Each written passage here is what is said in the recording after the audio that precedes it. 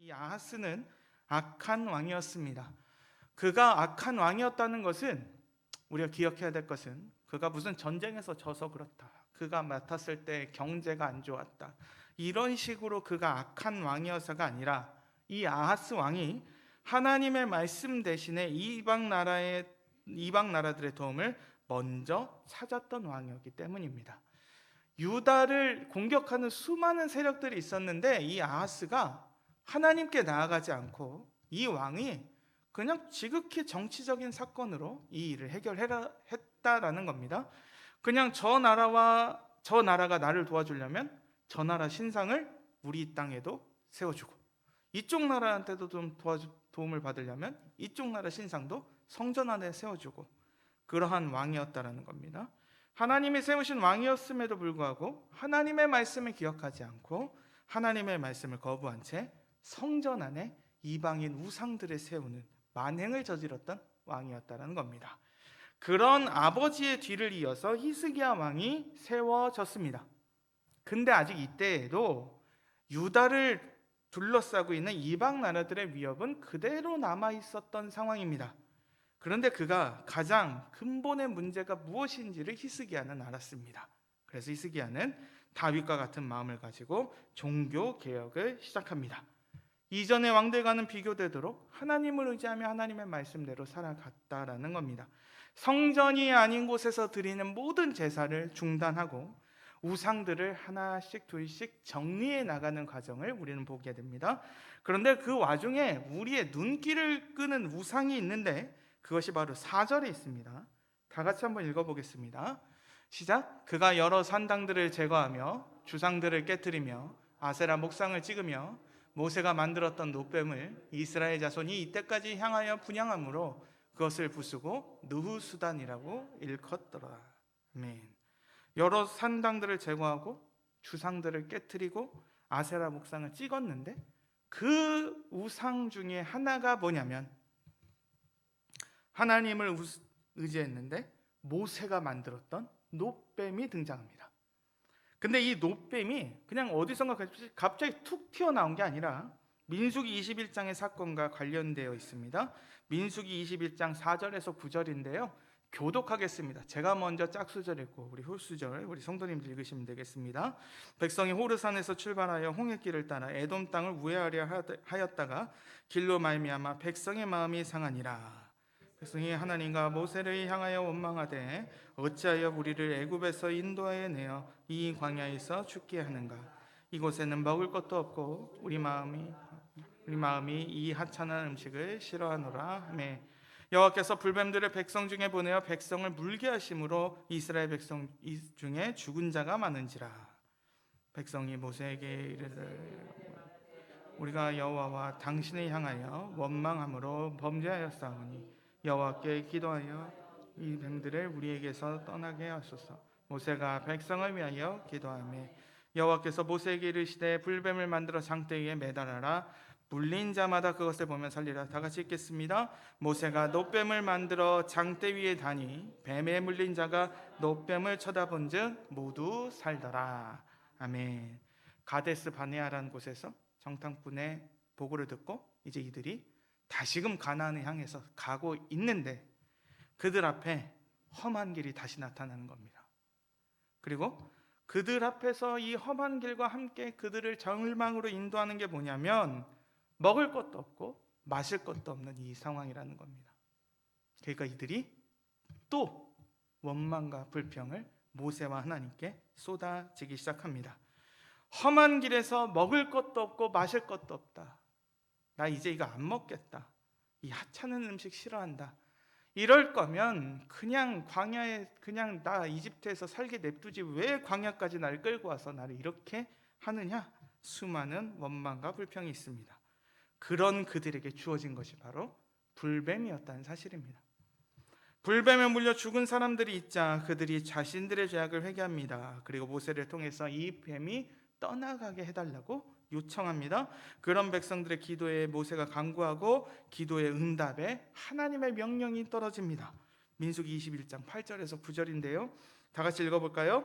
여호와께서 모세에게 이르시되 물뱀을 만들어 장대 위에 매달아라. 물린 자마다 그것을 보면 살리라. 모세가 놋뱀을 만들어 장대 위에 다니 뱀에 물린 자가 놋뱀을 쳐다본즉 모두 살더라. 아멘. 여기까지 여정을 한번 살펴보십시오. 이 가데스 바네아에서 이제 에돔길을 향해서 나아가고 있는데요, 하나님이 자신의 약속을 지키셨습니다.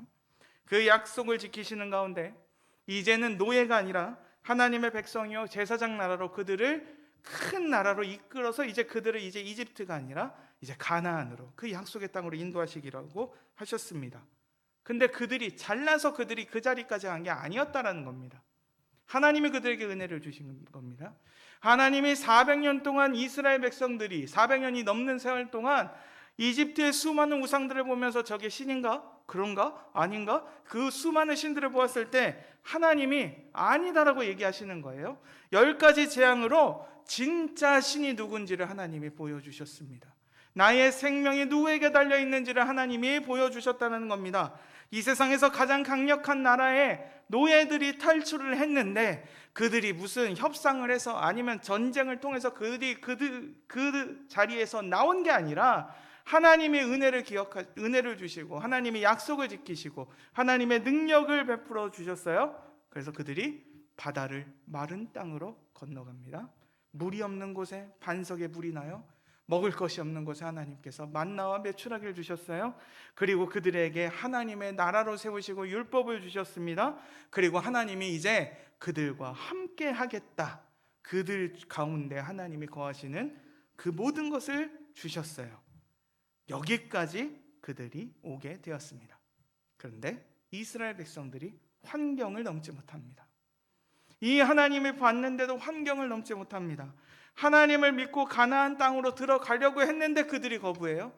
안 된다, 못 간다, 성읍이 있고 거인들이 있어서 우리는 메뚜기 같아서 저 가나안 땅 못 들어가겠다라고 얘기합니다. 그들에게 주어진 것은 그래서 무엇입니까? 40년간의 방랑 생활입니다. 그리고 그 방랑이 이제 시작이 됐음에도 불구하고 여전히 원망과 불평을 하고 있다는 사실입니다.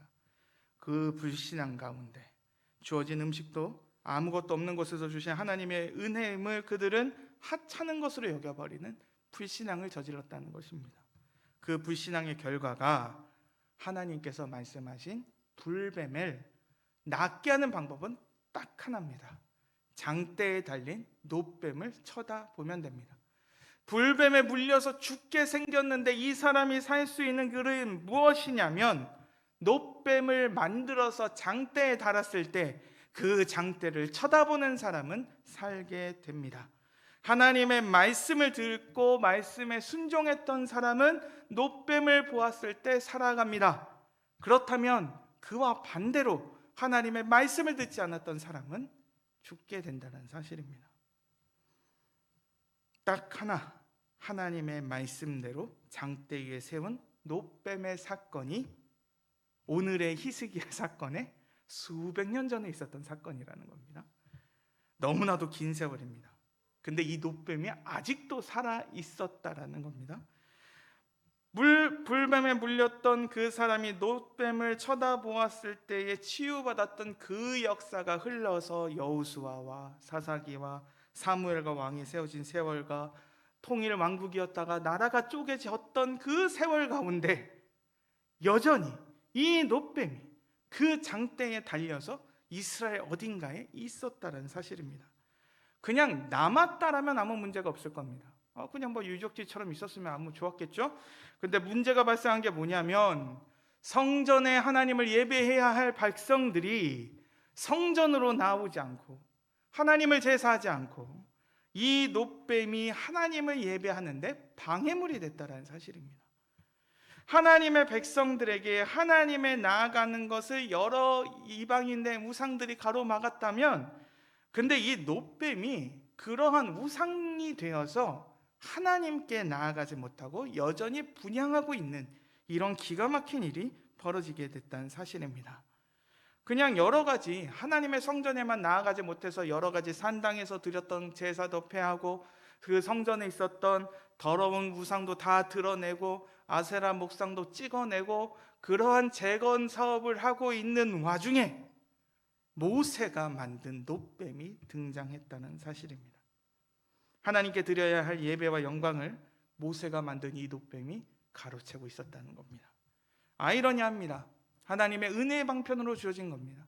놋뱀을 보면 살 수 있다라고 하는 그 은혜로 주신 것이 이 놋뱀인데, 이 놋뱀이 하나님을 예배하는 데 방해가 되었다는 겁니다.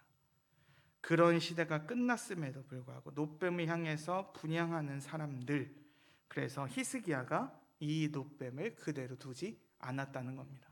이전에 수많은 왕들이 이 놋뱀을 그냥 그대로 두었지만 히스기야는 이 놋뱀을 우상으로 지목합니다. 그래서 그러한 놀라운 은혜의 역사가 있었고 그의 조상에게 분명한 하나님의 은혜의 자리에 있었던 놋뱀이 부서져서 그냥 놋 조각이 되어버렸습니다. 이전까지 위대한 역사의 장면에 등장했던 이 놋뱀이 오늘 본문에는 그냥 허망한 놋 조각으로 되어버렸습니다. 그 장대에 달린 그 놋뱀의 마지막 모습이 바로 그냥 놋 조각이었다라는 겁니다. 아담과 하와 이래로 모든 인간들이 하나님을 향한 마음이 죽어버렸습니다. 그래서 무슨 일이 발생하냐면 하나님 대신에 다른 것을 섬기려는 마음이 생깁니다. 하나님 자리에 눈에 보이는 곳으로 바꾸려고 하는 인간의 어리석음이 우상이란 것으로 드러납니다. 그래서 사도 바울이 로마서 1장 23절에 이렇게 설명합니다. 썩어지지 아니하는 하나님의 영광을 썩어질 사람과 새와 짐승과 기어다니는 동물 모양의 우상으로 바꾸었느니라.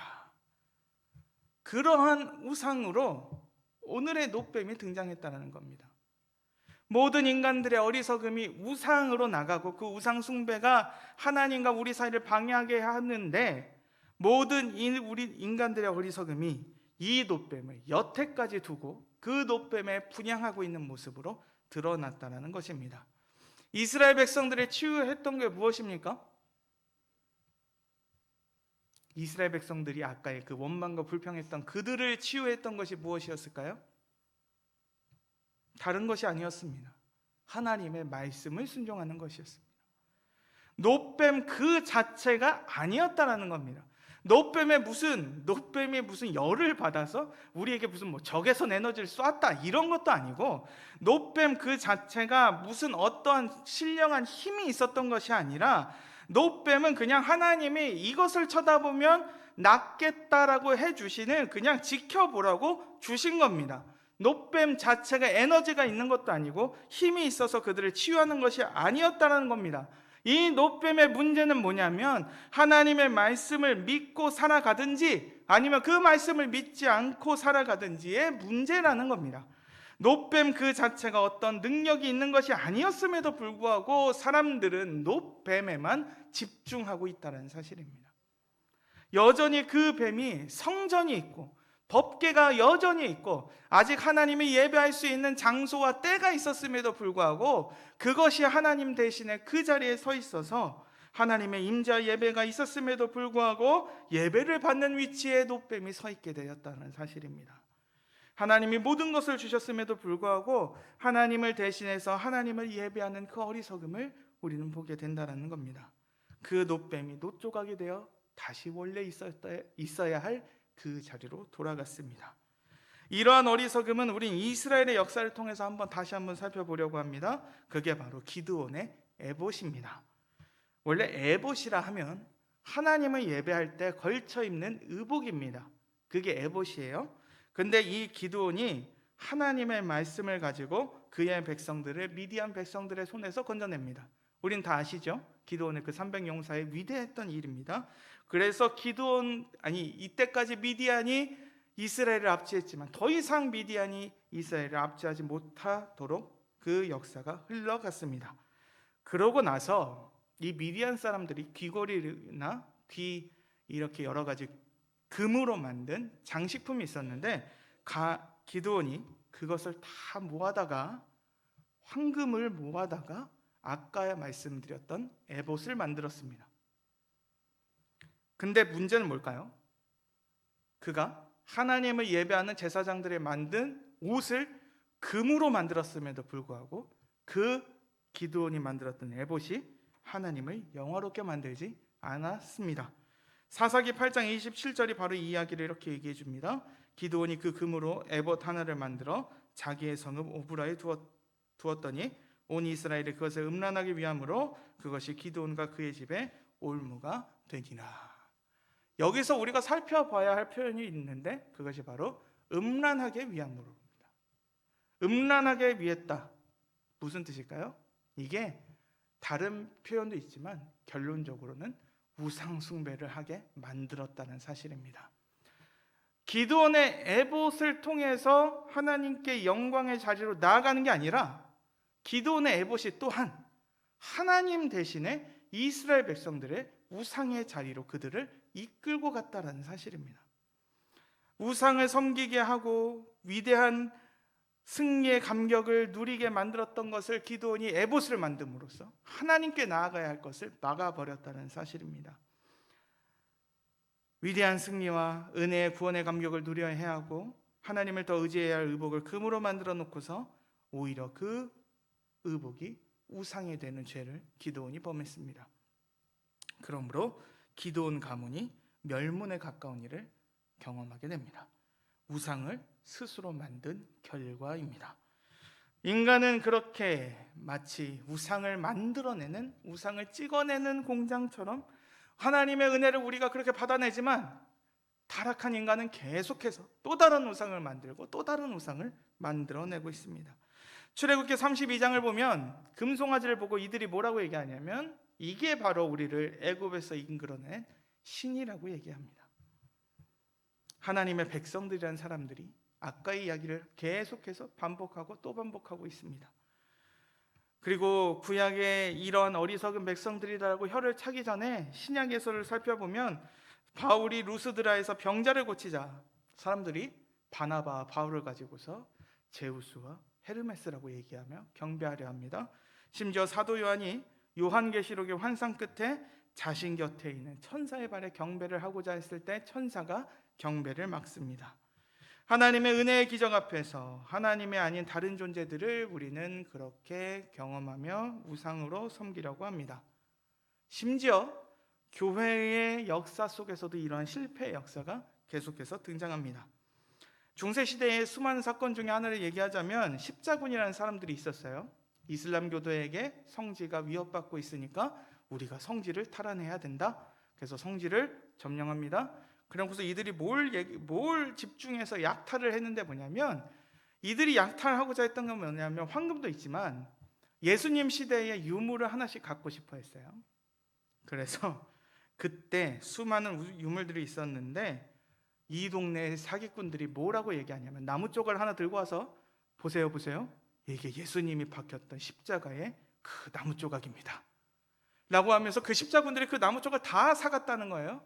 그래서 우스갯소리로 예수님의 십자가의 나무 조각을 다 거두면 유럽의 한 동네 성읍을 다 건축하고도 남을 거다라는 이야기를 합니다.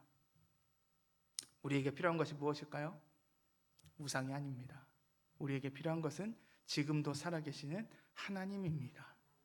우리의 기도를 받으시고 우리의 예배와 찬양을 받으시는 하나님이 우리에게 필요합니다. 그렇다면 우상들이 가득한 이 세상에 하나님의 은혜를 경험했음에도 하나님이 우리에게 주셨는데 그 주신 것을 갖고서 우상을 만드는 이 세대 속에 우리는 어떻게 살아가야 할까요? 우리가 다른 것을 의지하지 말아야 된다라고 성경은 얘기합니다. 우리는 어떻게 살아가야 하냐면 하나님의 말씀을 섬기며 나아가야 합니다. 하나님의 말씀대로 가까이 해야 합니다. 말씀을 의지하면서 나아가야 합니다. 하나님의 말씀으로 이 땅을 만드시고 이 땅을 섭리하시고 쥐고 계시고 그 구원의 일을 말씀의 일대로 스스로 행하시고 말씀하신 그대로 우리는 굴복해야 한다라는 사실입니다. 우리는 하나님으로 진정으로 예배할 수 있을 때가 그때가 언제냐면 우리가 말씀에 의지하여 말씀에 역사하신 성령님이 이 말씀을 가지고 우리를 부르시고 인도하시고 이렇게 우리에게 믿음의 근원으로 이 말씀을 삼으셨을 때 가능하다는 사실입니다. 다른 것은 다 변하지만 변하지 않는 하나님의 그 말씀대로 우리는 살아야 합니다. 오늘 이스기야는 어떻게 살아갔냐고 얘기하냐면 하나님을 의지했다라고 얘기합니다. 하나님과 연합했다라고 얘기합니다. 더 원어대로 얘기하자면 하나님과 착 달라붙어서 살아가야 했다라고 얘기합니다. 근데 하나님과 달라붙으려면 성령 하나님이 우리를 묶으시는데 말씀을 통해서 그러한 일을 행하신다는 겁니다. 오직 하나님이 말씀대로 이루시고 말씀대로 신실하게 지키시는 분이시고, 심지어 그 말씀이 우리를 구원하러 이 땅에 오신 예수 그리스도가 되셨기 때문입니다. 히브리서 1장 1, 2절을 우리 다 같이 한번 읽어보겠습니다.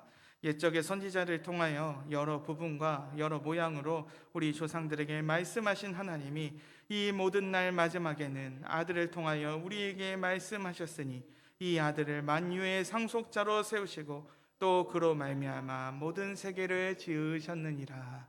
아멘. 이 말씀이 우리에게 중요하다는 겁니다. 이 말씀을 떠나서는 안 된다는 겁니다. 이 말씀이 떠나자마자 사람들은 다른 것에 집중하게 된다는 겁니다. 말씀에 따라 살든지 말씀에 따라 나가든지 둘 중에 하나, 생명의 역사는 그렇게 된다는 겁니다. 그래서 성경의 마지막에서도 우리는 마지막 때에까지 우리는 붙들어야 할 것을 이렇게 설명합니다. 그가 내게 말하기를 나는 너와 내 형제 선지자들과 이 두루마리의 말을 지키는 자들과 함께 된 종이니 그리하지 말고 하나님께 경배하라 하더라. 또 내게 말하되 이 두루마리의 예언의 말씀을 임봉하지 말라. 때가 가까우니라. 아멘. 결국 우리를 지탱하게 되는 것, 우리가 이 험악한 세상 속에, 이 혼란한 세상 속에, 수많은 우상들의 공격 속에 우리가 우리의 믿음을 지키며 하나님과 연합하며 끝까지 하나님의 말씀대로 살아가야 한다는 것을 우리가 보여주고 있다는 겁니다. 이전의 일, 이전의 수많은 역사 속에서 우리가 경험했던 그 일들은 추억으로 이제 남겨두고 오늘 우리에게 필요한 것은 오늘 나에게 주신 이 하나님의 말씀에 내가 충실히 나아갔느냐, 이 말입니다. 오늘 우리에게 주시는 하나님의 말씀이 우리의 믿음의 근거가 되어야 하고 우리가 끝까지 붙들고 나아가야 한다는 것입니다. 오늘 이 수많은 세월들 가운데 오늘 지금 우리에게도 말씀하시는 하나님의 은혜를 기억하며 살아가야 합니다. 우리 구주도 이러한 말씀대로 오셨고 우리 예수 그리스도도 하나님의 말씀이 이 땅에 이루어지기를 소망하셨으며 그 말씀대로 오시고 그 말씀대로 다시 오실 것이다라고 얘기하십니다. 그리고 아까 요한계시록의 마지막에서는 마지막 성도들에게 이렇게 권면합니다.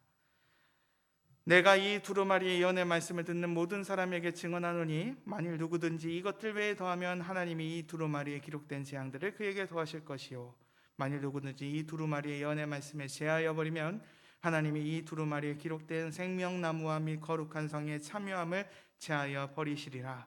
이것들을 증언하시니가 이르시되 내가 진실로 속히 오리라 하시거늘 아멘. 주 예수여 오시옵소서. 아멘.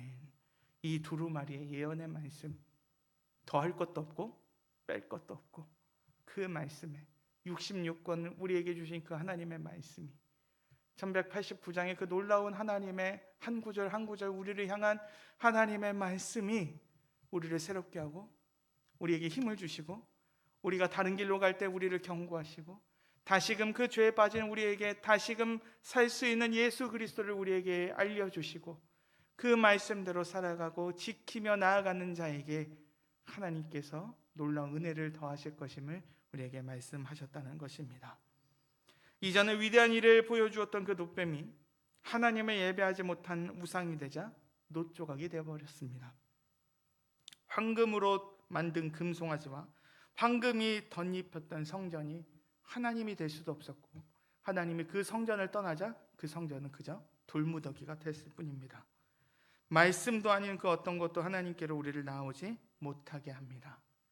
우리의 지금 기적과도 같은 은혜를 지그러한 말씀을 붙들도록 하나님이 우리를 인도하셨으며 우리에게 말씀을 보여주시도록 그 은혜로 우리는 이 말씀이 주의 복음과 함께 같이 들어왔던 그 놀라운 은혜의 역사를 경험했던 백성들이었음을 우리는 기억했으면 좋겠습니다. 사람들이 말씀과 기도를 해야 된다라고 하면 그거 말고 다른 거 없나요? 다른 거 뭐 더 드라마틱하거나 더 놀라운 기적이나 더 놀라운 것이 있었으면 좋겠는데 그걸 해주면 나는 하나님을 믿겠는데라고 얘기를 하시는데, 여러분, 이 말씀이 기적입니다. 이 말씀이 우리가 볼 수 있는 단어로 주어주시고 언어로 주시고 우리가 자유롭게 예배를 할 수 있게끔 이 성경 말씀이 우리에게 이렇게 와서 우리가 볼 수 있는 것 자체가 기적이라는 사실을 우리는 기억해야 된다는 겁니다. 이것을 통해서 하나님께서 놀라운 은혜의 역사를 보여주셨습니다. 너무나도 지루해 보이고 힘없어 보여도 이것이 생명이 있다는 사실을 우리는 기억했으면 좋겠습니다. 앞으로 있을 그러한 은혜의 시간을 우리가 더욱더 말씀으로 나아갔으면 좋겠습니다. 우리가 이제 다니엘 기도회를 통해서 우리가 또한 기도하며 나아가겠지만, 또한 그와 함께 우리가 또 말씀을 또 붙들며 나아가는 우리 귀한 주님의 백성들 되었으면 좋겠습니다. 말씀을 가지고서 승리하시고 다른 것이 아니라 말씀으로만 그 예배의 자리로 나아가시며, 그리고 하나님의 아들을 뵐 때까지 이 말씀으로 승리를 거두시는 우리 귀한 성도님들과 우리 귀한 성은교회, 우리 주의 백성들과 제가 되었으면 좋겠습니다.